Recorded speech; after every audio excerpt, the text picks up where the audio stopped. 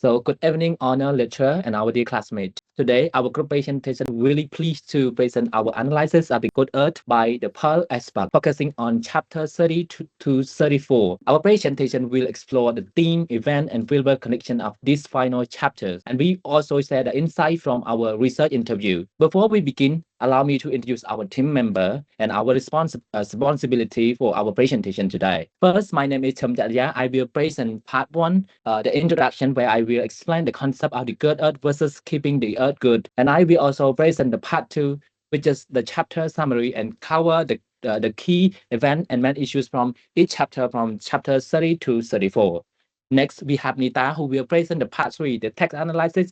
Nita will also analyze this chapter using 3 different approaches: context, psychoanalytic analysis, and Marxist analysis. And also, she will explore the theme connection. The third, we have RORN VIREAK, who will present the part 4, which is research information. With that, we also introduce our interviewee biography and said the research question and answer that which we collected and compared the interview experience with the theme in the novel. Fourth, we also have KAO mainly who present part 5 and useful idea from the research and the story, and mainly also highlight the practical lesson we can also learn and apply to our life today. And finally, we have mainly who present part 6, which is conclusion. Mainly we summarize the theme, meaning, and overall idea from our text analysis and useful insight from the research and deliver the final message. And now, without further delay, let's move to our slide presentation, which is the part 1, which is my responsibility. As you can see the text on screen, which is our title, the Good Earth chapter from chapter 30 to 34, the analyze and the real world connection. And I will now begin with the introduction. To understand the deeper meaning of the novel, we need to look at the 2 contrast idea: the earth good as presented in the novel, and the keeping the earth good, which is relevant to our world today. The first, let's look at the good earth in the novel. In the Pearl aspect story, the earth represents the wealth, power, status. For Wang Lung, the main characters, owning the land is mean success. The more land you have, the more power and respected you will become. The land is a property, something is possesses and controls. Throughout the novel, Wang Lung life is revolved around the acquiring more and more land, because he believed it will bring him the security and honor. And now let's compare this to the keeping the earth good as a modern perspective. Today we see the earth not just only property, but we also see as a responsibility. Keeping the earth good is more meaning protecting and preserving it for the future generation. It's about sustainable. It's not about exploitation. Success is no longer measured by how much the land you own, but it also how well you care for the environment and ensure the remaining healthy for everyone. So what is the message here? The novel shows us that when we only see the earth is something to own and exploit for the wealth, and we also lost our connection to what is truly substance us. This is exactly what happened to the Wang Lung and his family. They gained land and wealth, but they lost their values and lost the unity and their connection to the earth itself. This contrast is very important because it reflects a challenge we can also face today. Do you exploit the earth for the short-term profit, or do we protect it for the long term? Let's keep that idea in mind. And we also can move into the chapter summary. The chapter 2, the summary of chapters 30 to 34. These are the final chapter of the novel, and they also focus Wang Lung's old age and also decline of his family value. The main focus of the chapter included Wang Lung gains and lost control, and his son desire device inside the land, and the loss of the family unity and value. The cycle repeated itself. Wang Lung family became like the wealthy, the house of the Wangs at the beginning of the novel. This chapter shows the consequences of the will without value and tragic loss of connection to the land. So now let's move to the chapter 30. On chapter 30 is marked of the beginning of the family transition. Here is what happened. Wang Lung's oldest son convinced him to buy expensive furniture and decoration to make their home look like a wealthy and prestigious. The oldest son want the family to live like a traditional gentry and upper class. Meanwhile, the second married second son married to the Hugo village woman. This is created tension between two brothers is have a very different value. The oldest care about the status and appearance, while the second is care about the saving money. Most important, the family become distant from the working land. The son is no longer want to be a farmer. They see themselves as too educated, wealthy for the kind of the work. The feud begin between two sons, two brothers over the money and lifestyle. And also Wang Long uncle died in this chapter. The main issues here is the growing the generational gap. The son is no longer value the land that is give them everything. They also embarrassed by their farming route and then also want to live like in the city like the elite. So let's move to the next slide, which is chapter 34.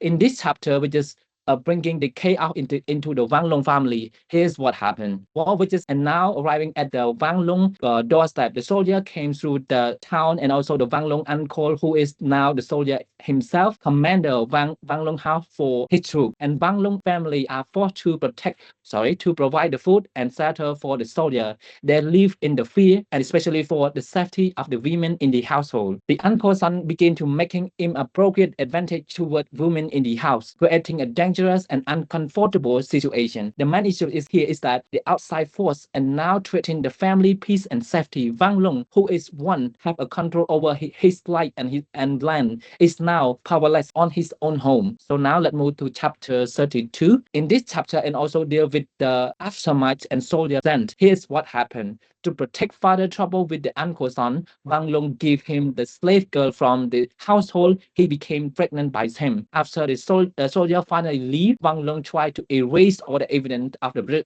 present, and he also want to restore the dignity to his home.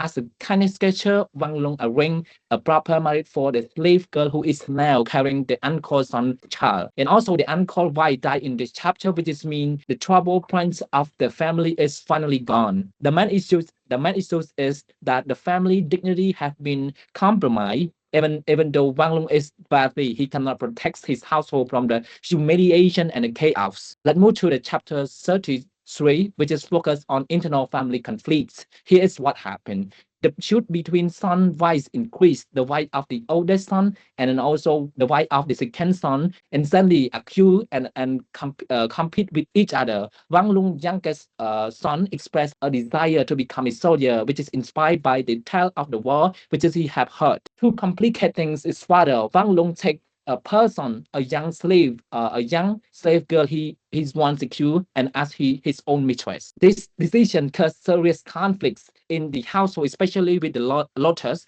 and his other concubine, who is jealous and angry. The main issues is that Wang Long became increasingly isolated, even though his family is falling apart around him. And he tweeted into his own world, seeking comfort and peer blossom instead of facing the problem in his household. So let's move to the next chapter, which is chapter 34, which is the final chapter. In this chapter is the final chapter of the novel, and it also deliver a heartbreaking conclusion. And here is what happened. Wang Long is now old and retired. He no longer working in the land. Instead of working in the land, he spent most of his time with the peer blossom and his mentor disabled daughter, whom he called the poor pool. Despite having many children and a large family, Wang Long feel alone and disconnected. One day, he overheard of his son talking. They're gonna be planning to sell the land after his die, even though they promised him that they won't never sell it, but they intend to break their word. This finally betray the land. The things that define Wang Long's entire life will be sold and forgotten by his own children. The main issue is here that the ultimate loss of the value. The son see the land is only as a money, it's not life. And we can see that they have completely lost connection to the earth that is their father's treasure. So now let's move to the next slide, which is the main takeaway. Let me summarize the key main takeaway from the chapter 30 to 34. The key issue is here. The son don't value the land. They see the only money to sell. The family conflict increased over the money and lifestyle. Wang Long lost control his household. The story repeated itself.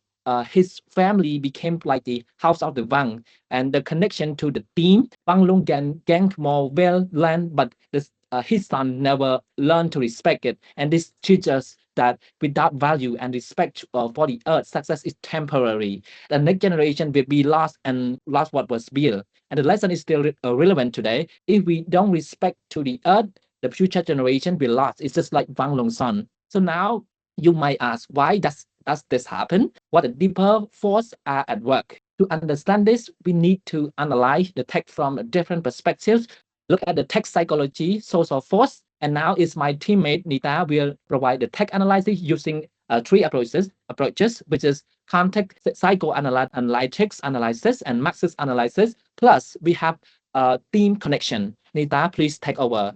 Thank you, Mr. Chaya, for your nice presentation.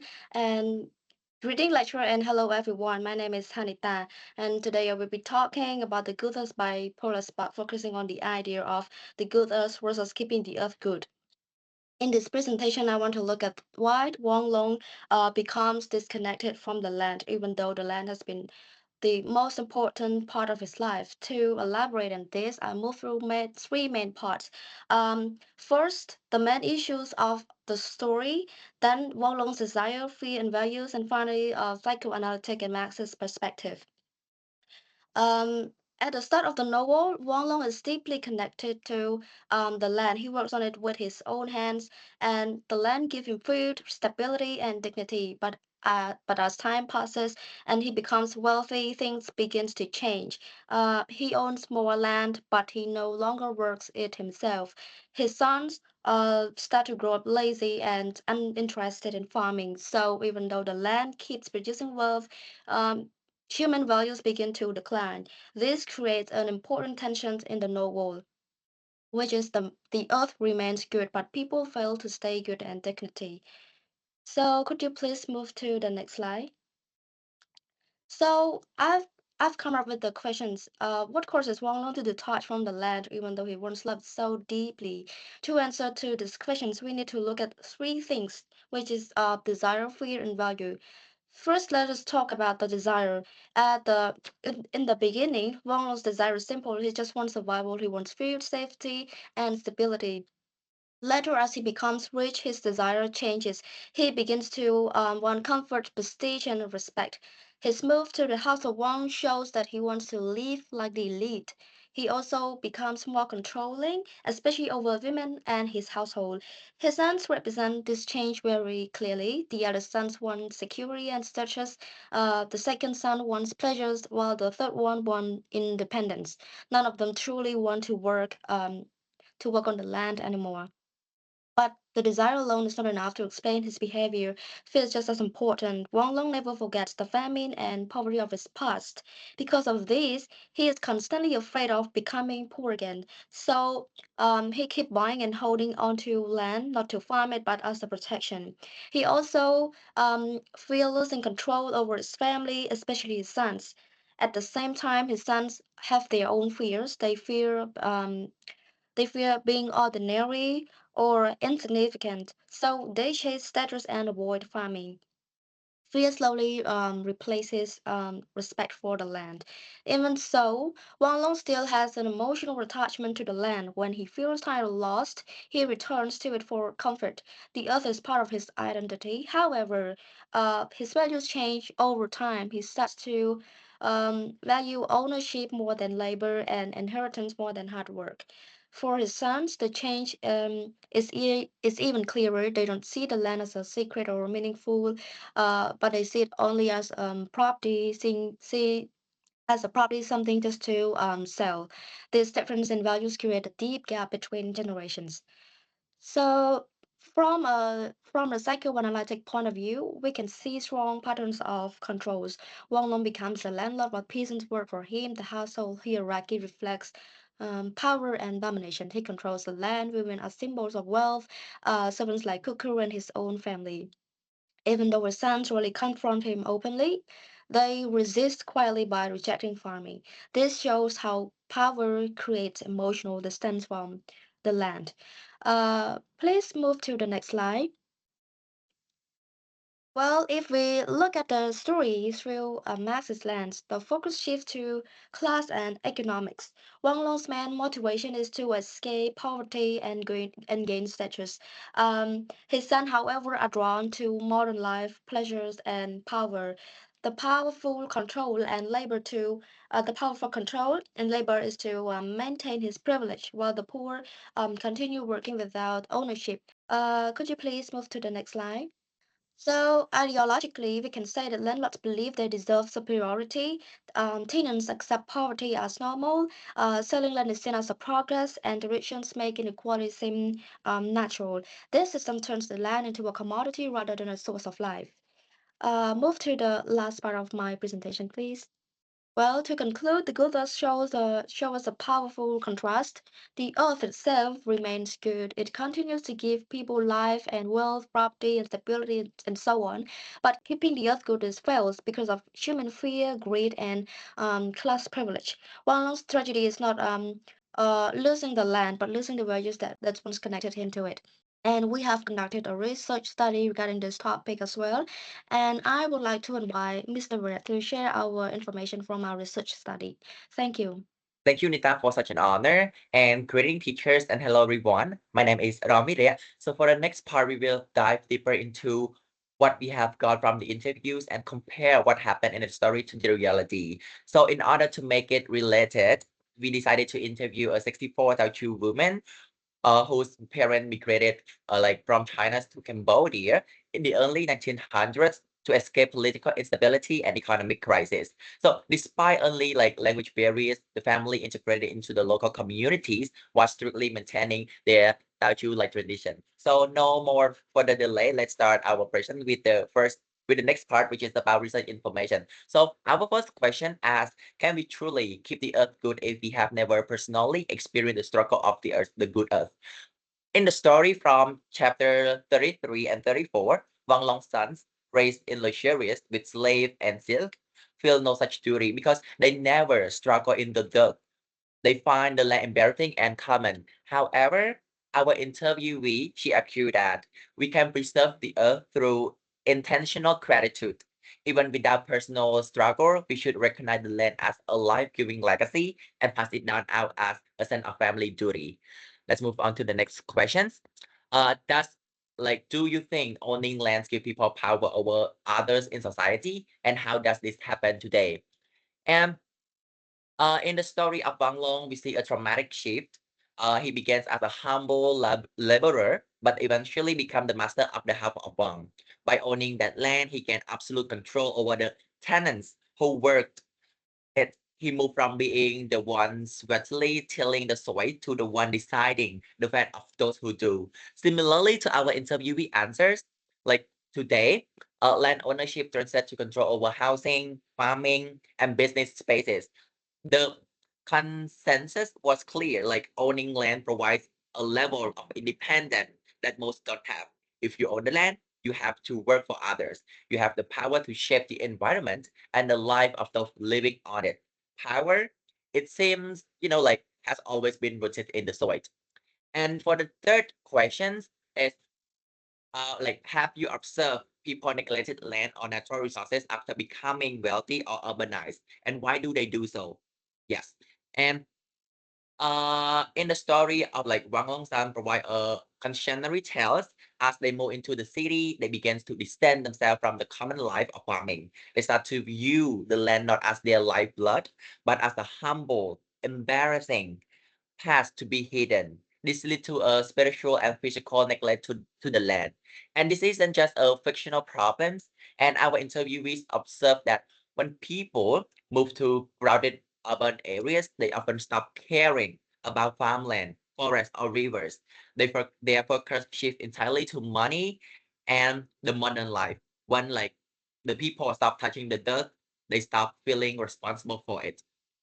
And for the fourth question is, why do some people exploit land for profit rather than protecting it for future generations? In the final chapters of the story, we see a tragedy like unfold. Wang Long's sons plan to sell the lands the moment their father dies. To them, the land is just a liquid asset. It's just cash waiting to be unlocked. they lack, like the connection to the family legacy that their father spent his life building. And interestingly, our interview show a bit more hope. Most people in the community like they believing in keeping land as a legacy for their children. However, like there is a practical reality, like many acknowledge that people will still sell their land when they change homes or need to pivot their life. The tension between land as money and land as family also is a struggle that they still navigating today. So here we are at our last questions, that what does keeping the earth good means to you in terms of how people use land and natural resources? Why do you think people sometimes fail to do it? So for Wang Long, it means staying close to the soil that saved his life.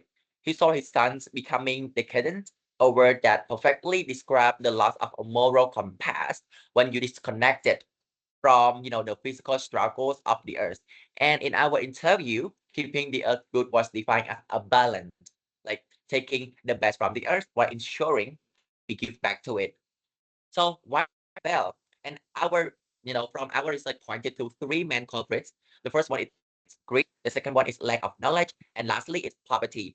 And whether it's someone exploiting land because they want more, or someone over farming because they are desperate to survive, the result is the same, the earth suffer. So to sum up, whether in the world of Wang Long or in our neighborhoods, the land is a mirror. It reflects our values, our greed, and our hope for the future. If we view it only as a tool for power or profit, we lose ourselves. But if we remember to give back, we keep the earth good and ourselves good. So here comes the end for the research information part. And for the next part will be presented by the next member, Heng. Thank you. Hello, so I'm Heng, and today I'm gonna present to you about the useful ideas and insights for real life or society. So I will present to you guys about the useful ideas and insights for real life or society. For the first one is materialistic, sustainable, and neglectful. For the materialistic, people place money, property, and social status above moral values, relationships, and responsibility. In the good earth, Wang Long sons see the land only as silver. They want wealth, city life, and respect from others, not the hard work of farming. The interviewee supports this idea. When people get rich or move to cities, they focus on money, modern life, land is value for profit, not as the source of life. The second one, sustainable. Sustainable means using the earth wisely while protecting it for the future generations. In the good earth, Wang Long treats the land as life itself. He believes staying close to the soil keeps people strong and moral, and he wants the land passed down not so. The last one, neglectful. In the story, Wang Long's sons abandoned farming, forgetting the struggle that sustained their family and treated the land like a disposable asset. So let's move on to the insights for the real life or society. The first one, how we value land shapes our values. In the story, Wang Long sees the land as the flesh and blood, while his children see it as a money. In real life, education should teach on not only economic value, but also moral and environmental value of land. In real life, when people treat land purely as a source of profit, they lost respect for nature and tradition. On the other hand, societies that see land as life-giving protect it better. The lesson here is clear. Education should teach not just the economic value of land, but also its moral and environmental importance. The second one, wealth can create distance from responsibility. Wealth can create distance from responsibility. Wang Long becomes a landlord, gaining power over tenants. His sons, however, move to the city and abandon farming. In reality, wealth can remove people from physical work, causing them to forget the struggles of farming and workers. So the lesson is that power should come with responsibility. Leaders and landowners should stay connected to the people who work the land. The third one, success without roots leads to moral decay. Success without roots led to moral decay. Wang Long's sons become decadent because they are disconnected from the struggle and the soil that sustain their family. In real life, when success comes without effort or memory of hardship, people may lose like humility and purpose. This teaches us that society should value hard work, gratitude, and a connection to our origins, not just wealth. The fourth one, urbanization weakens connection to nature. Wang Long's sons feel ashamed of farming, and the interviewee points out that city life makes people stop caring about land and rivers. In modern life, cities often prioritize convenience and money over environmental care. The lesson here? The lesson here is that cities need police and education that reconnect people with nature, like urban farming, green spaces, and sustainability programs. To sum up, the good earth teaches us that the way we treat it, the way we treat land reflects our values, responsibilities, and moral by staying connected to nature, respecting our origins, and balancing wealth and responsibility, so we can build a healthier society for future generations. And that's all for my part. Thank you, and I will give the next part to my teammate. Thank you. Thank you, Haley, for your welcoming transition. Before concluding, I would like to briefly connect what we have present. So previously, our group members have discussed the key events in chapter 30 to 34 and showing Wang Long's decline and his son's growing distance from the land. We also examine how wealth change family value and turning land from the source of life into an object of money and status, and the research information that was presented by Virya, compared with the interview photos, show that this attitude still exists today, especially when people become wealthy or rich and urbanized. With all of this in mind, I will now conclude by linking the story and research to our theme, the good earth vs keeping the good earth. So to wrap up, the good earth clearly show the difference between owning land and respecting it. At the beginning of the story, the earth is one long source of life. He worked the soil with his hands, survived farming, and built his family through hard labor as well. For him, the earth is not just property alone, but something alive and sacred to him. However, in chapter 30 to chapter 34, the relationship between him and the land in the family has changed. As Wang Long became wealthy and old, he no longer works on the land himself. His son grew up without experiencing hunger or hardship. Because of this, they do not understand the value of the earth they live off. Instead of seeing land as life, they see it as only silver, status, and something to sell. This is clearly show that when Wang Long overhears the conversation between his sons planning to sell the land after his death, Wang Long, for Wang Long, this is the greatest betrayal of his life, because the land he want represent his life, his entire life. Uh, for his son, it is only an asset. And the interview will support this idea by explaining that land should be respected and passed down to the next generation. The interviewee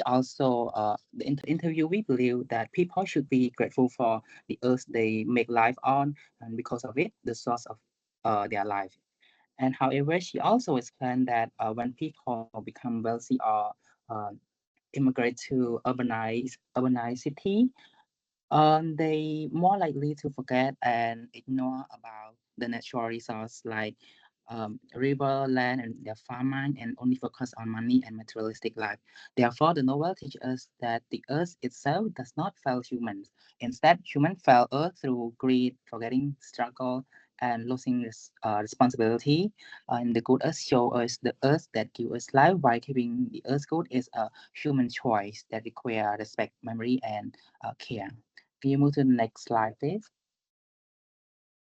Now that our presentation has come to an end, if you have any question, please leave it down below. Me and the group members will get back and try to respond to you as fast as possible. Thank you.